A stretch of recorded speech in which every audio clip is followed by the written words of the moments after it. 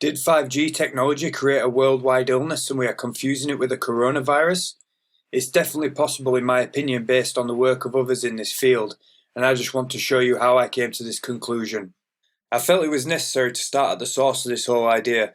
The idea comes from a book called The Invisible Rainbow by Arthur Thurstenberg, and in this book he states whenever we enter a new phase of electrification on our planet, radar, radio, and now 5G, the phase tends to be followed by a flu-like illness. Now, correlation does not prove causation, but it's also worth noting that electromagnetic sensitivity and exposure to EMFs can also cause similar symptoms to the coronavirus. Common EMS symptoms include headaches, concentration difficulties, sleep problems, depression, a lack of energy, fatigue, and flu-like symptoms. And from what I gather from listening to doctors and scientists much more intelligent than me, is that EMFs can cause damage to our cells in our body, and a simple Google search can prove this.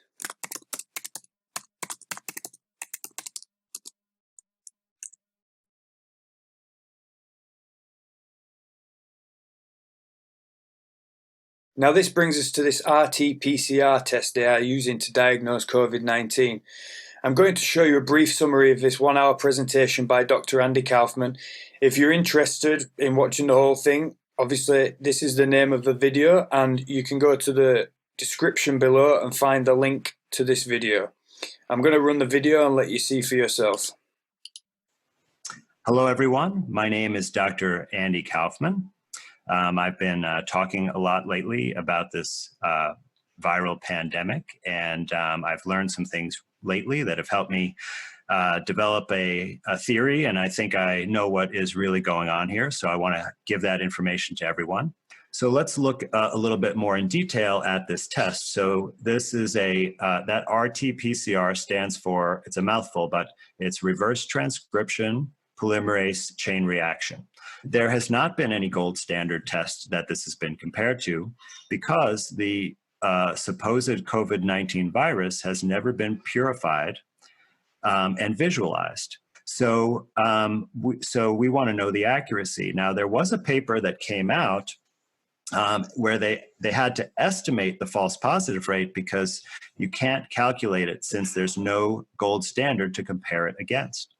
And they actually reported an estimated rate of 80% in people without symptoms. So what that means is if you got tested, let's say you were exposed to somebody who tested positive, there would be 4 out of 5 times that there was a positive result, there would actually be no illness.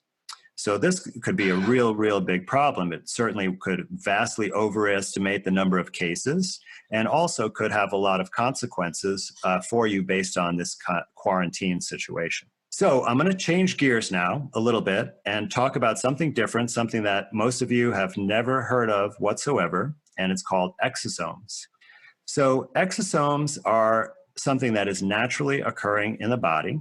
And there are many things, though, that can induce this process and accelerate it and increase the number of exosomes that it releases outside of the cell. So I happen to be looking in the virology literature, and actually they also think exosomes and viruses are possibly the same thing. So this is Dr. James Hildreth, a very prominent researcher and academic physician in the field of virology and HIV research. He's currently the president and CEO of Meharry Medical College, but he was a full professor at Johns Hopkins, and he wrote this paper with 2 of his colleagues there. And what he said, and I quote, "The virus is fully an exosome in every sense of the word." I'm going to tie this all together, everything I've told you tonight, into what I think is really going on here.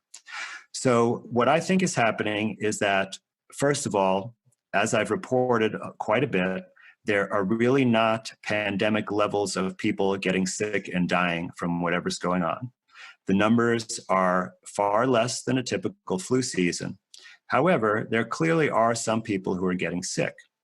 What I believe is causing this illness is that there is some kind of insult that occurs that causes the damage, and then there is a reaction to it, which is the production of exosomes. And when we are testing for this supposed virus, we are actually testing for these exosomes, which confirms that there's some kind of unhealthy process going on in the body. Now, I talked about the things that can cause production of the exosomes, and I believe that those represent the cause of the illness. And I think that the possibilities are that there is some kind of poison. Certainly, there's lots of precedent for a pneumonia type illness coming from inhalation of toxic substances. There could be the stress and fear could be the cause. It could represent a regular flu or pneumonia or even a bad cold, and whatever causes those would be the same cause. And lastly, electromagnetic radiation could certainly be a cause as well. There has been a major proliferation and installation of new 5G infrastructure. And there's certainly evidence known that 5G can have adverse effects on one's health, including damaging DNA. And that evidence actually comes from Los Alamos National Laboratories when they've studied microwave and radiation like they use in the body scanners in the airport. So what I'm saying is that COVID-19 actually are exosomes and not a virus that invades your body from the outside. It comes from within your body to help you, and it's a reaction to the real cause of illness. So Dr. Andy Kaufman is saying they haven't isolated a virus in a lab, and the test they are using to diagnose the virus is not a gold standard test, meaning they cannot 100% say you have this virus, and in fact, the test may have a possible 80% false positive rate. He states this RT-PCR test is actually testing a lot of genetic material for exosomes, and these exosomes are natural and part of our immune system. They are excreted when DNA and RNA is damaged. Exosomes are the effect and not the cause of anything. After following this line of thinking towards the virus, this was a big bombshell because, from my interpretation, they are not isolating a particular virus, and in effect, anyone could test positive for it, leaving room for large-scale misdiagnosis. Now, I heard this NYC doctor talking about what he was treating in the ICU, and I found it quite revealing. Take a look. This is Dr. Cameron Kyle Seidel, ER and critical care doctor from New York City. 9 days ago, I opened an intensive care unit to care for the sickest COVID-positive patients in this city. In these 9 days, I have seen things I have never seen before. In treating these patients, I have witnessed medical phenomenon that just don't make sense in the context of treating a disease that is supposed to be a viral pneumonia. 9 days ago, I presumed I was opening an intensive care unit to treat patients with a virus causing a pneumonia that was ravaging lungs across the world, starting out as something mild, cough, a sore throat, and progressively increasing in severity until ultimately ending in something called acute respiratory distress syndrome, or ARDS. This is the paradigm that every hospital in the country is working under. This is the disease, ARDS, that every hospital is preparing to treat. And this is the disease, ARDS, for which in the next 2 to 6 weeks, 100,000 Americans might be put on a ventilator. And yet, everything I've seen in the last 9 days, all the things that just don't make sense, the patients I'm seeing in front of me, the lungs I'm trying to improve, have led me to believe that COVID-19 is not this disease, and that we are operating under a medical paradigm that is untrue. In short, I believe we are treating the wrong disease, and I fear that this misguided treatment will lead to a tremendous amount of harm to a great number of people in a very short time. As New York City appears to be about 10 days ahead of the country, I feel compelled to get this information out. COVID-19 lung disease, as far as I can see, is not a pneumonia and should not be treated as one. Rather, it appears as some kind of viral-induced disease, most resembling high-altitude sickness. It is as if tens of thousands of my fellow New Yorkers are on a plane at 30,000 feet and the cabin pressure is slowly being let out. These patients are slowly being starved of oxygen. I have seen patients dependent on oxygen take off their oxygen and quickly progress through a state of anxiety and emotional distress and eventually get blue in the face. And while they look like patients absolutely on the brink of death, they do not look like patients dying of pneumonia. I have never been a mountain climber, and I do not know the conditions at base camp below the highest peaks in the world. But I suspect that the patients I'm seeing in front of me look most like as if a person was dropped off on the top of Mount Everest without time to acclimate. I don't know the final answer of this disease, but I'm quite sure that a ventilator is not it. That is not to say that we don't need ventilators. We absolutely need them. They are the only way at this time that we're able to give a little more oxygen to patients who need it. But when we treat people with ARDS, we typically use ventilators to treat what's called respiratory failure. That is, we use the ventilator to do the work that the patient's muscles can no longer do because they're too tired to do it.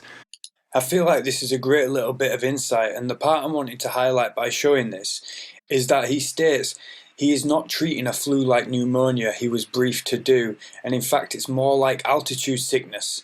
That made me take a look to see if radiation can induce this breathless type of symptom he describes. I found this illness. I won't embarrass myself by trying to pronounce it, but it states after a bout of radiation, cells can be damaged and cause these symptoms: shortness of breath, dry cough, feeling fullness in your chest, and flu-like symptoms.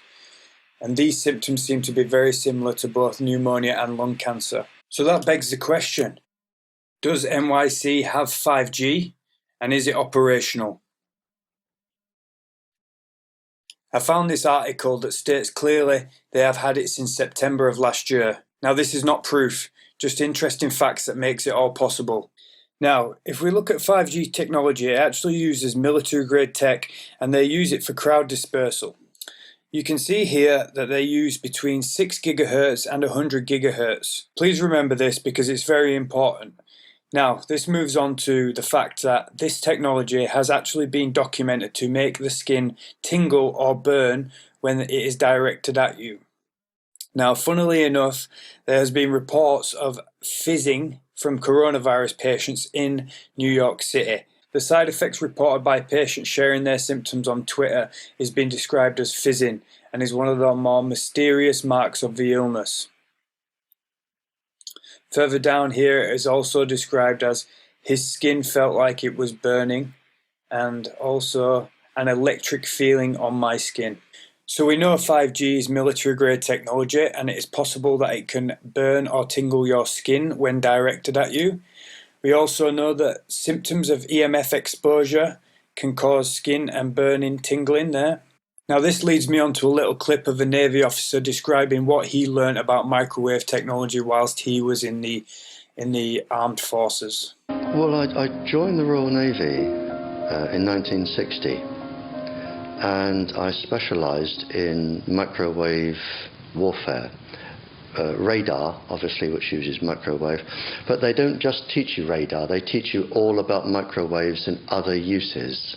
So I understood about microwave warfare and how it can damage people, how it can harm people. Microwaves then were used as weapons, as they are today. It is a perfect stealth weapon, and when governments don't like a group of people, for instance, the ladies who protest at Greenham Common in England about the American missile base they camped, they were microwaved. We microwaved Catholics in Northern Ireland to make them sick. It goes on all over the world, and it's a weapon that you don't know you're being targeted because the dose is very, very low, which is actually more dangerous than a high dose. It's very, very low, and it may take a year or two, but you can cause neurological damage and cancers with low-level microwaves, and you can make all your opponents sick. It's a perfect weapon for a government.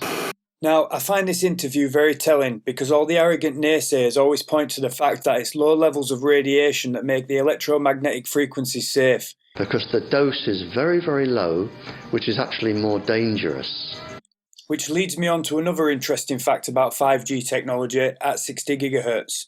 It's been reported and admitted by the telecoms industry that at 60 GHz, this frequency is hugely absorbed by oxygen molecules. You can see here, does 60 GHz absorb oxygen? And you can see the absorption rate is very high at 97%. Now, I found this article which states, and I'm summarizing, if this frequency impacts oxygen molecules so much, which organ would be impacted first? In the lungs, radically impacted oxygen molecules can make the hemoglobin unable to uptake oxygen properly, Again, not proof, just another fun fact about 5G technology which ties into the breathlessness of patients. I just briefly wanted to touch on this claim about birds falling out of the trees in the UK due to 5G. Now, you can clearly see if you watch the video online that there are birds flying and then there are birds dead on the floor.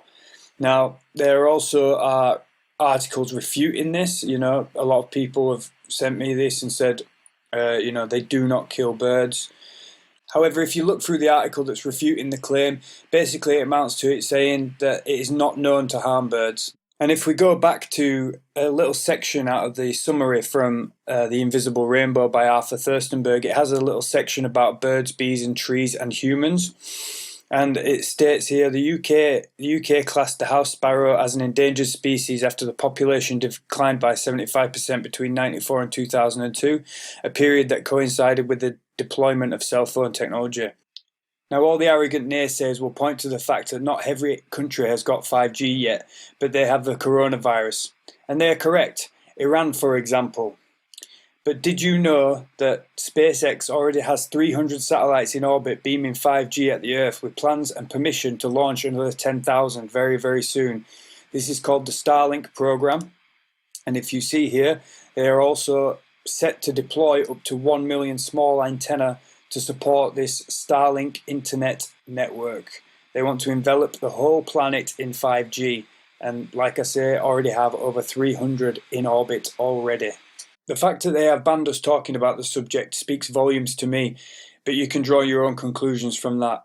Personally, I think it is perfectly possible, due to Wuhan being the first city to go full 5G, that some people got sick from it and it was misdiagnosed as a new virus.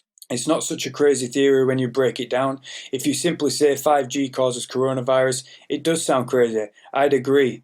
If you factor in the ineptitude of the testing, this is where it all goes wrong in my opinion. I feel that all these bits I've put together lead to the fact it is possible. Probable and provable are a different thing though, and I am not stating that 5G has caused this pandemic. I just don't think the debate should be shut down completely just yet. I hope you've enjoyed watching. Please let me know what you think, and call me out if you think I'm absolutely wrong. I would love to hear that. Thank you. Goodbye.